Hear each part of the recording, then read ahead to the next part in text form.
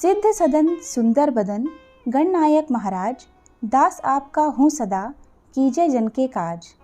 जय शिव शंकर जय गंगाधर, जय जय उमा भवानी, सिया राम कीजय कृपा, हरि राधा कल्याणी। जय सरस्वती जय लक्ष्मी, जय जय गुरु दयाल, देव विप्र गौ संत जन, भारत देश विशाल।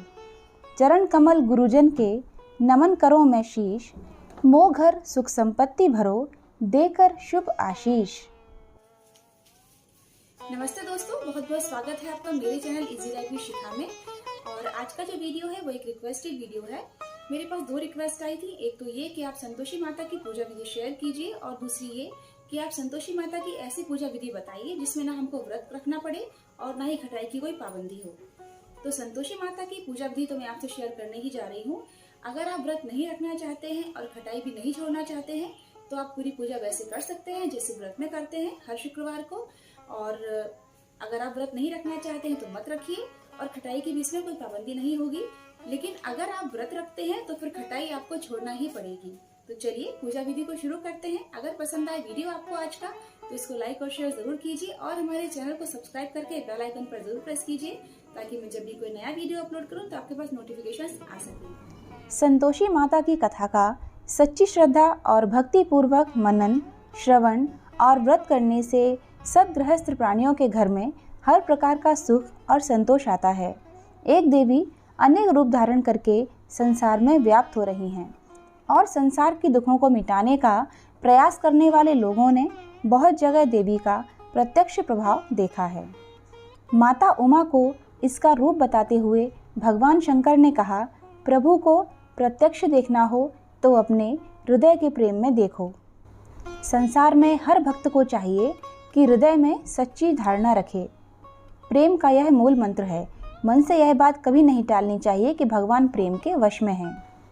संतोषी माता के व्रत की विधि। संतोषी माता के पिता गणपति और माता रिद्धि सिद्धि हैं। इनका परिवार धन धान्य, सोना चांदी, मोती मूंगा व रत्नों से भरा है।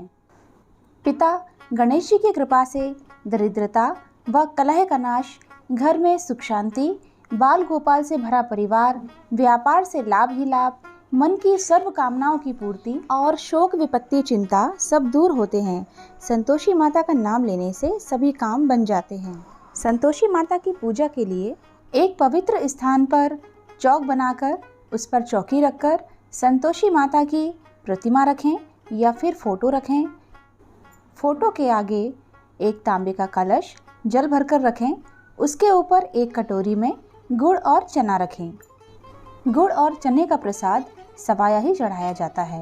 1.25 रुपये का, 2.5 रुपये का, 1.25 की 2.5 आदि अपनी क्षमता के अनुसार ही प्रसाद लें। माता प्रेम और श्रद्धा की भूखी है, मात्रा की नहीं। सबसे पहले दीपक जलाकर दीपक की पूजा करें। उसमें हल्दी कुमकुम सिंदूर अक्षत चढ़ाएं, पुष्प चढ़ाएं, और उसके बाद कलश की पूजा करें। कलश के ऊपर भी जल छिड़कें और हल्दी कुमकुम वगैरह लगाएं, अक्षत और पुष्प चढ़ाएं। उसके बाद संतोषी माता की फोटो की पूजा करें। उनके ऊपर भी जल, हल्दी कुमकुम सिंदूर, अक्षत और पुष्प चढ़ाएं। धूप बत्ती और अगरबत्ती लगाएं, और ध्यान रहे कि दीपक घी का ही जलाएं। कथा कहने वाला अपने हाथ में गुड़ और चने रखें, और कथा श्रवण करने वाले संतोषी माता की जय बीच बीच में बोलते रहें। कथा समाप्त होने के बाद संतोषी माता के नाम से हवन करें और उसके बाद आरती करें। कथा कहने वाला अपने हाथ में रखा हुआ गुड़ व चना गौ माता को खिलाए। इसके पश्चात कटोरी में रखा हुआ प्रसाद कथा सुनने वालों और घर के सदस्यों में बांट दें। व्रत के दिन माता के प्रति श्रद्धा भाव व प्रेम और चित्त प्रसन्न रखना चाहिए। बिना श्रद्धा और भक्ति के व्रत का फल प्राप्त नहीं होता है। जितने शुक्रवार व्रत करने का संकल्प किया हो वह समय पूरा होने पर उद्यापन करना आवश्यक है। उद्यापन में 2.5 सेर खाजा, मोइन वाली पूड़ी, खीर, चने का साग और नैवेद्य रखें। घी का दीपक, धूप बत्ती और अगरबत्ती जलाएं। संतोषी माता की जय का जयकारा बार बार लगाएं और नारियल फोड़ें। घर के और पड़ोस के बच्चों को बुलाकर भोजन करवाकर यथाशक्ति दक्षिणा दें। दक्षिणा में फल दें, पैसे ना दें, क्योंकि अगर बच्चे खटाई खा लेंगे तो आपका उद्यापन पूर्ण नहीं होगा। इस दिन घर में कोई खटाई ना खाए और खटाई का सामान ना बनाए। व्रत करने वाला ना तो स्वयं खाए और ना ही किसी अन्य को खिलाए। व्रत करने वाला कथा सुने, प्रसाद ले और एक समय भोजन करे। शास्त्र विधि के अनुसार व्रत करने से संतोषी माता प्रसन्न होंगी और आपकी मनोकामना पूर्ण होगी। तो पूजा करते करते मैंने आपको पूरी पूजा विधि समझा दी है और उद्यापन विधि भी। और अब हम कथा पढ़ लेते हैं। तो उसके लिए पहले संतोषी माता के व्रत कथा वाली पुस्तक की पूजा कर लेंगे और उसके बाद कथा पढ़ेंगे। हाथों में गुड़ और चना ले लें। तो बोलिए संतोषी माता की जय। संतोषी माता की कथा। एक बुढ़िया के 7 बेटे थे। 6 कमाने वाले थे और एक बेटा निकम्मा था। बुढ़िया माँ 6 पुत्रों के लिए रसोई बनाती, भोजन कराती और उनका जो कुछ जूठा बचता 7वें को देती थी। 7वां पुत्र बहुत भोला भाला था। वह इस सब का मन में कुछ विचार न करता। एक दिन वह अपनी पत्नी से बोला, देखो मेरी माता का मुझ पर कितना प्रेम है। वह बोली, क्यों नहीं, सबका जूठा बचा हुआ तुमको खिलाती है। वह बोला, ऐसा नहीं हो सकता, मैं जब तक अपनी आँखों से न देख लूँ मान नहीं सकता। पत्नी ने हंसकर कहा, देख लोगे तब तो मानोगे। कुछ दिन बाद एक बड़ा त्योहार आया। घर में 7 प्रकार के भोजन और चूरमा के लड्डू बने। वह पत्नी की बात को जांचने के लिए सिर दर्द का बहाना बनाकर पतला कपड़ा सिर पर ओढ़कर रसोई में जाकर सो गया और कपड़े में से सब देखता रहा। 6 भाई भोजन करने आए। उसने देखा माँ ने उनके लिए सुंदर सुंदर आसन बिछाए, 7 प्रकार की रसोई परोसी और आग्रह कर करके उन्हें भोजन कराती रही। वह देखता रहा। 6 भाई भोजन करके उठ गए। तब माँ ने उनकी जूठी थालियों में से लड्डुओं के टुकड़ों को उठाया और एक लड्डू बनाया। जूठन साफ करके माँ ने उसे पुकारा, उठ बेटा, 6 भाई भोजन कर गए हैं, अब तू ही बाकी है, उठ भोजन कर ले। उसने कहा, माँ भोजन नहीं करना है, मैं परदेश जा रहा हूँ। माता ने कहा, कल जाना हो तो आज ही चला जा। वह बोला, हाँ हाँ जा रहा हूँ।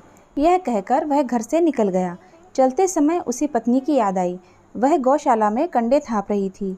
वहाँ जाकर वह बोला, मेरे पास तो कुछ नहीं है, यह अंगूठी है, सो ले लो और अपनी कोई निशानी मुझे दे दो। वह बोली, मेरे पास क्या है, यह गोबर भरा हाथ है। यह कहकर पत्नी ने उसकी पीठ पर गोबर के हाथ की थाप मार दी। वह चल दिया। चलते चलते दूर देश में पहुंचा। वहां एक साहूकार की दुकान थी। वहां जाकर बोला, सेठ जी मुझे नौकरी पर रख लो। साहूकार को नौकर की सख्त ज़रूरत थी। साहूकार ने कहा, काम देखकर तनख्वाह मिलेगी। उसने कहा, सेठ जी जैसा आप ठीक समझें। उसे साहूकार के यहाँ नौकरी मिल गई। वह प्रातः 7 बजे से रात्रि 12 बजे तक काम करने लगा। कुछ दिन में दुकान का लेन देन, हिसाब किताब, ग्राहकों को माल बेचना, सारा काम करने लगा। साहूकार के 7-8 नौकर थे। वे सब चक्कर खाने लगे, यह तो बहुत होशियार बन गया है। सेठ जी ने भी उसका काम देखा और 3 महीने में ही उसे मुनाफे में साझीदार बना लिया। परिश्रम करते करते 12 वर्ष में ही वह नगर का नामी सेठ बन गया और सेठ अपना सारा कारोबार उस पर छोड़कर बाहर चला गया। इधर उसकी पत्नी पर क्या बीती वह सुने। सास ससुर उसे दुख देने लगे। सारी गृहस्थी का काम करवाकर उसे लकड़ी लेने जंगल में भेजते। इसी बीच घर की रोटियों के आटे से जो भूसी निकलती उसकी रोटी बनाकर रख दी जाती और फूटे नारियल की नरेली में पानी दिया जाता था। इस तरह दिन बीतते रहे।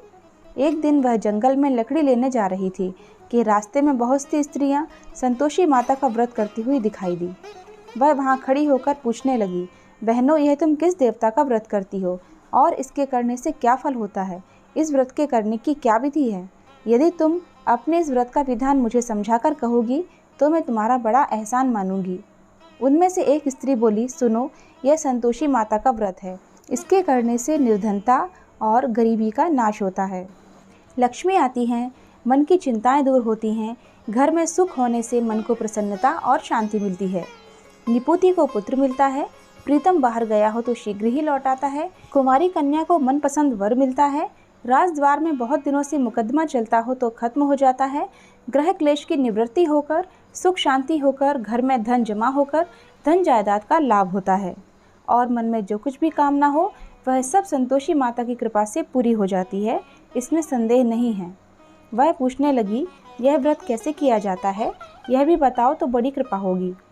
वह स्त्री कहने लगी, बिना परेशानी, श्रद्धा और प्रेम से जितना भी बन सके प्रसाद लेना, 5.25 पैसे से 5.25 आने तथा इससे भी ज़्यादा शक्ति और भक्ति के अनुसार गुड़ और चना लें।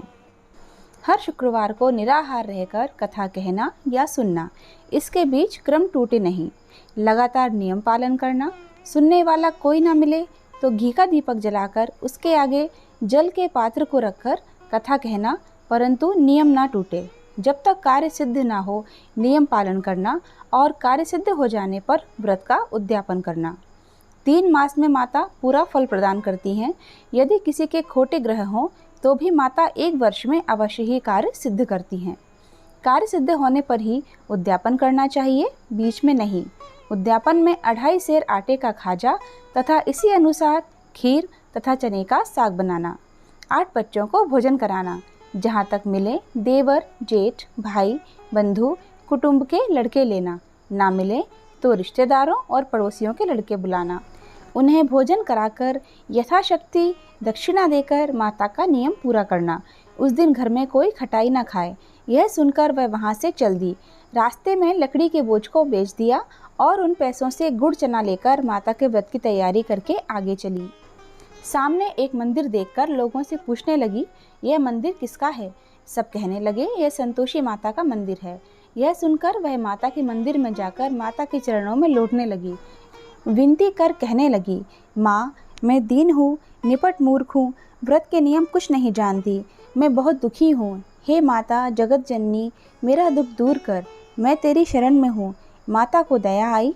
एक शुक्रवार बीता कि दूसरे शुक्रवार को ही उसके पति का पत्र आया और तीसरे शुक्रवार को उसका भेजा हुआ पैसा आ पहुँचा। यह देखकर जेठानी मुँह सिकोड़ने लगी। इतने दिनों बाद इतना पैसा आया है, इसमें क्या बढ़ावा है? लड़के ताने देने लगे। काकी के पास अब पत्र आने लगे, रुपया आने लगा। अब तो काकी की खातिर बढ़ेगी, अब तो काकी बुलाने से भी नहीं बोलेगी। बेचारी सरलता से कहती, भैया पत्र आए, रुपया आए तो हम सभी के लिए अच्छा है। ऐसा कहकर आंखों में आंसू भरकर संतोषी माता के मंदिर में जाकर मातेश्वरी के चरणों में गिरकर रोने लगी। माँ, मैंने तुमसे पैसा नहीं मांगा है, मुझे पैसे से क्या काम है? मुझे तो अपने सुहाग से काम है। मैं तो अपने स्वामी के दर्शन और सेवा मांगती हूँ। तब माता ने प्रसन्न होकर कहा, जा बेटी, तेरा स्वामी जल्दी ही आएगा। यह सुनकर खुशी से बावली होकर वह घर आकर काम करने लगी। संतोषी माँ विचार करने लगी, इस भोली पुत्री से मैंने कह तो दिया कि तेरा पति शीघ्र ही आएगा, पर आएगा कहाँ से? वह तो इसे स्वप्न में भी याद नहीं करता। उसे इसकी याद दिलाने तो मुझे ही जाना पड़ेगा।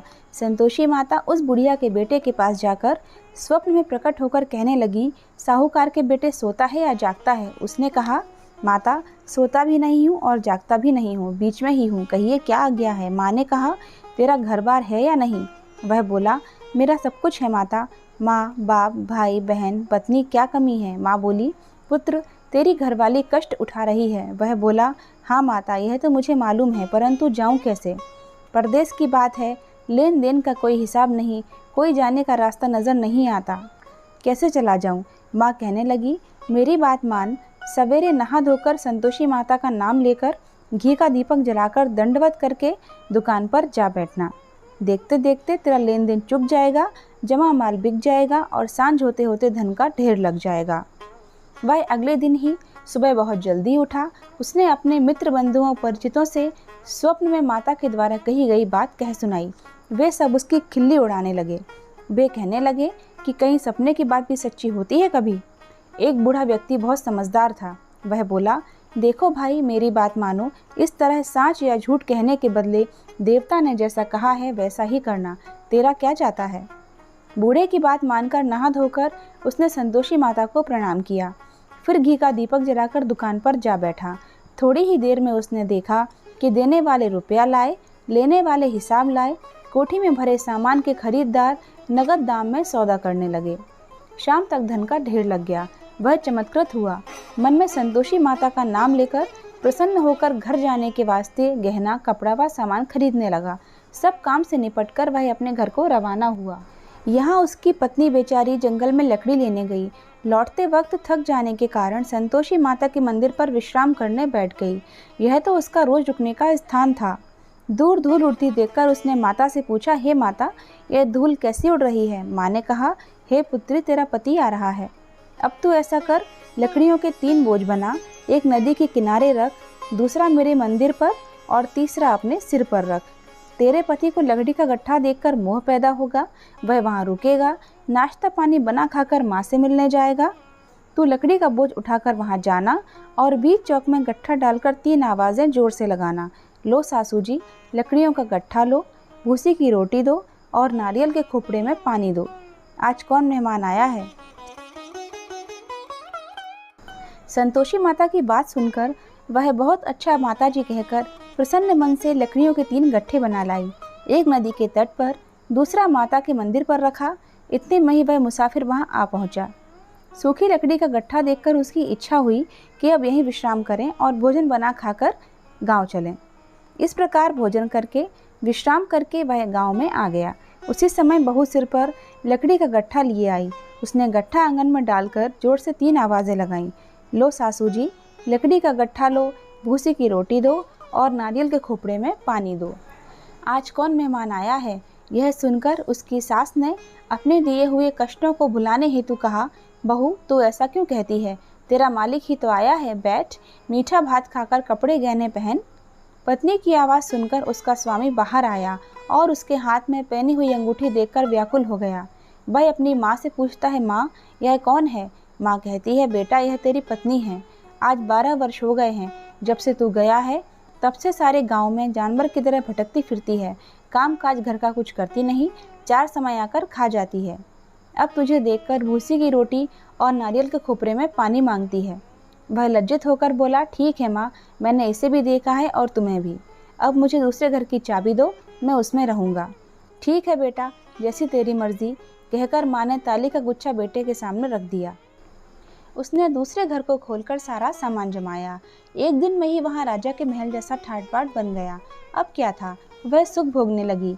अगला शुक्रवार आया तो पत्नी ने अपने पति से कहा, मुझे संतोषी माता का उद्यापन करना है। उसका पति बोला, बहुत अच्छा, खुशी से कर ले। वह उद्यापन की तैयारी करने लगी।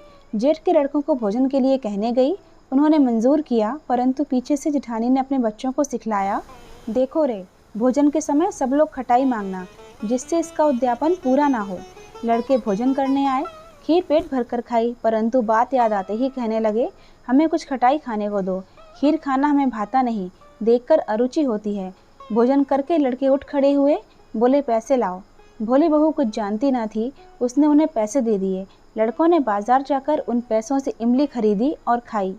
यह देखकर बहू पर माताजी ने कोप किया। राजा के दूत उसके पति को पकड़कर ले गए। जेठ जेठानी मनमाने खोटे वचन कहने लगे।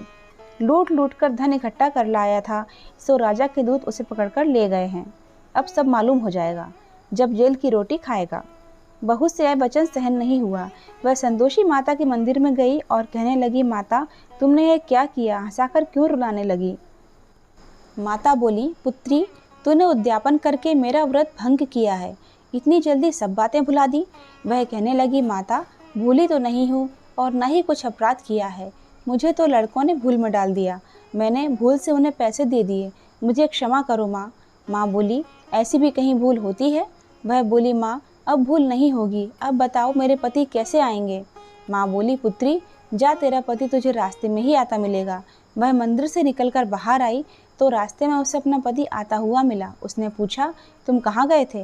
वह कहने लगा, इतना धन जो कमाया है, राजा ने उसका कर मांगा था, वह भरने गया था।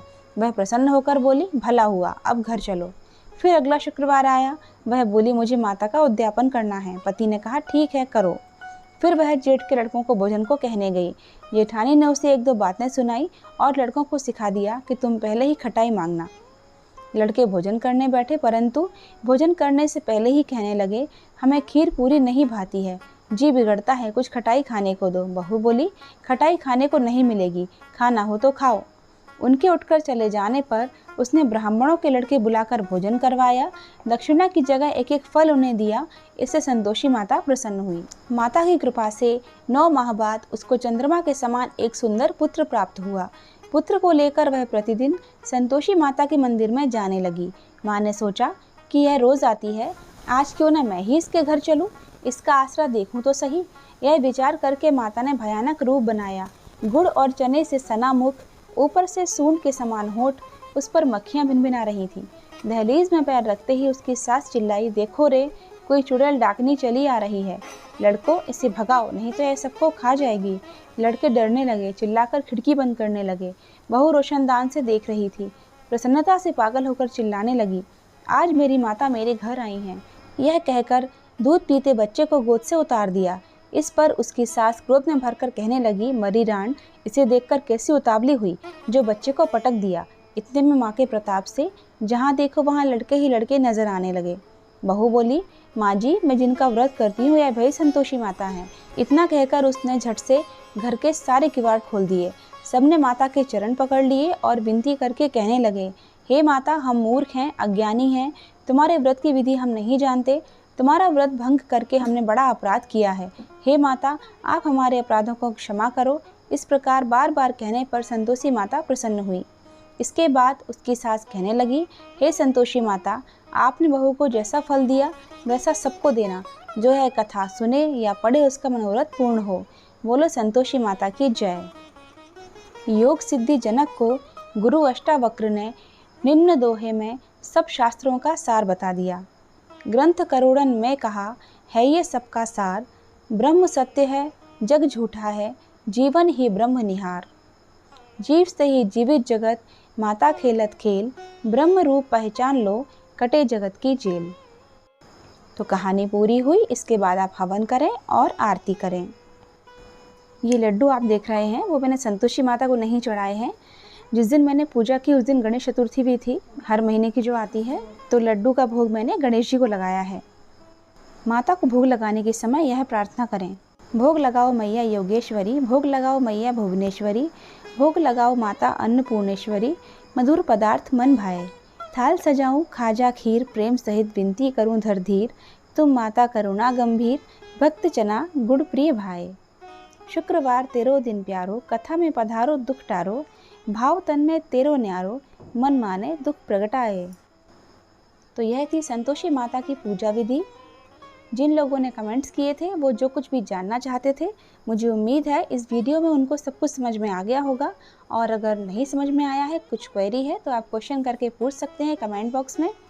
और वीडियो पसंद आया है तो लाइक और शेयर ज़रूर कीजिए और हमारे चैनल को सब्सक्राइब करना बिल्कुल मत भूलिए। फिर मिलते हैं किसी नए वीडियो में। वीडियो देखने के लिए और अपना कीमती समय देने के लिए आपका बहुत बहुत धन्यवाद। संतोषी माता आप सभी पर कृपा बनाए रखें। जय संतोषी माँ।